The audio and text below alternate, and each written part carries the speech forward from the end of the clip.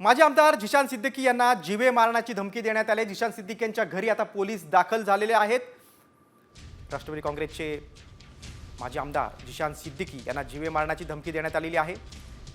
जिशान सिद्दीकींचे वडील बाबा सिद्दीकी यांची मुंबईत गोळ्या झाडून काही महिन्यांपूर्वी हत्या झाली होती।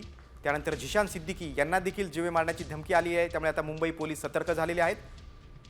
आपण अधिक माहिती घेऊया आमचे प्रतिनिधी सूरज मसूरकर यांच्याकडनं। सूरज, जिशान सिद्दीकींना धमकी आलेली आहे, गंभीर हा सगळा प्रकार आहे, पोलिसांनी चौकशी सुरू केली आहे का?